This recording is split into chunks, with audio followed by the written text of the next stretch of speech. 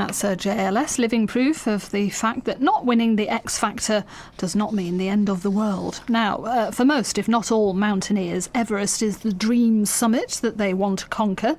Tim Mosedale from Cumbria is one of the very few Britons to have climbed the mountain from both sides, and he's going to be talking about his adventures at a special fundraising event tonight in aid of St Herbert's School in Keswick. And mountaineer Chris Bonington will also be talking about some of his adventures as well. But joining us on the phone now is Tim Mosedale. Good morning, Tim. Good morning. Described as a high-altitude adventurer. That's quite a title. Not one that I made up. That was sort of imposed on me, but I'm quite glad about that accolade. It sounds good. It sounds punchy. So just sort of tell us, give us a sort of a brief overview of your sort of climbing career, I guess, before we sort of talk about Everest. I didn't really start climbing until I was in my 20s, so I was quite a late sort of arrival on the scene, although I had done some mountains in the Lake District and Snowdonia and everything. It never really flicked my switch, and then I started rock climbing in my 20s, absolutely passionate about it straight away.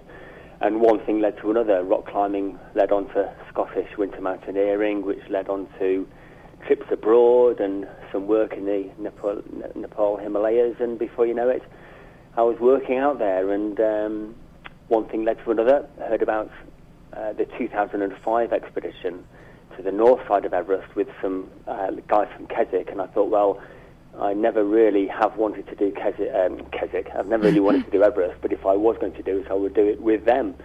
So that's how that came about.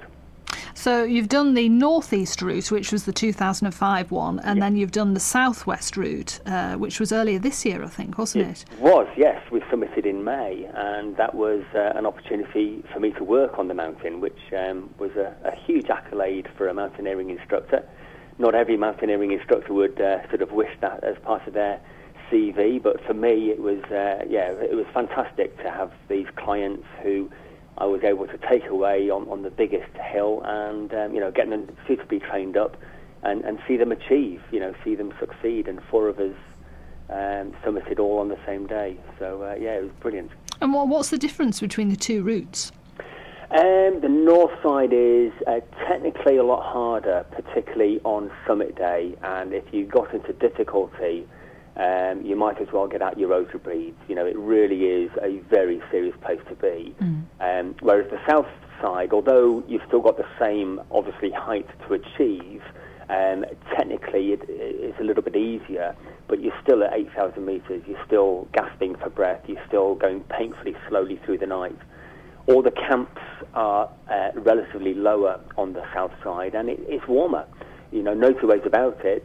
The north side, I came back quite debilitated. I'd lost 4.5 stone, and I was drawn and psychologically quite wiped out. Whereas this year I got back and 2 lie-ins, and then it was half term, and I had to sort of entertain the kids, and I was straight back into it. So, back to reality. Yeah, but it's still a big deal, even though for me the south side was easier of the two, it is still a huge undertaking, and the clients I was with, I was so sort of chuffed for them that they'd achieved for what for some of them had been a lifelong dream. So, although a huge responsibility if you've got other people in your care like that. Absolutely, and that's where I switch into sort of work and expedition mode, and I don't allow myself to have moments of thinking about my family and all that sort of stuff. I've got to be totally professional about the job and make sure that the logistics are in place. The safety is being, high on the list, and that, they're operating well on the hill, because it's not the sort of place to be, going about it half-heartedly. And you're one of only 10 Britons to have done it from both sides. Why so few? Is it because that north route is so hard? I think for most people who go and do Everest, it's a one-off. And indeed, that's what I thought when I was there in 2005. Been there, seen it, done it, got the T-shirt. But then for me, the opportunity came back that I might be able to work on the hill. I didn't want to go north side with clients, so I sort of suggested that we go south side, and they all jumped at that. So really it's coincidental that I've done both sides. I think for most people, like I say, they're only going to do it once unless they're there for work, and in which case if they're working, they're probably going to be on the south side. So you find that there have been multiple ascents. Kenton Cool, for instance, has summited 9 times, but it's always been on the south side because it is safer, objectively far better place to be, warmer, lower, and all the other good reasons. The only reason to go north side really is because it's cheaper. Right. When you're looking at it from that point of view, that's a great reason. But when you actually look at the success rate and the mortality rates, then in actual fact, south is the definite place to be. Why is it cheaper?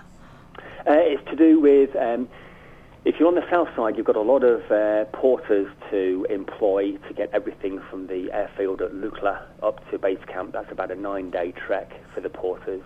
And you've got tons of gear, so a lot of porters and a lot of days. The north side, you can drive round to base camp. The permits are more expensive on the south side as well. But then you're buying into, oxygen and climbing Sherpas and all that sort of stuff, which is the same. But north side just works out to be cheaper because there's less overhead, really. Yeah, gosh, I'd never have thought that all of that was involved in deciding which way you went up Everest. So that's really interesting. I guess it's one of the factors, We've obviously only scratched the surface, and you're obviously going to be talking a lot more about this at this event tonight, and followed by Chris Bonington. I know. It's probably a good job for you. It's not the other way around, maybe. But he's definitely the main event. I'd like to think that I'm the warm-up act. I've got a totally different story to tell. Mine's about, I suppose, working on the big hill. I've got great movie footage and video clips and pictures and stories. But he's then following with, tales from the 70s of first ascents on things like the Ogre, where it hadn't been there was no second ascent of that for 20 years, or something like that, and or 20 expeditions. And Doug Scott broke his legs on the way down. They were high on the hill in a 5-day storm. It's real daring do type stuff, whereas I'm approaching things more from a sort of, I suppose, an expedition leader's point of view. But he's definitely the main event. The warm-up. No, that sounds really good. Well, I'll give the details now if people are interested in coming along. And thanks a lot for talking to us today. No problem. Thanks a lot for the chat. And hopefully we'll see people there tonight. That's Tim Mosedale, and Tim and Sir Chris Bonington are going to be talking at a special event in aid of St Herbert's School tonight at 7:30 in the Rawnsley Hall in Keswick. Tickets are £10. There are no concessions, and they're available from the George Fisher shop in Keswick.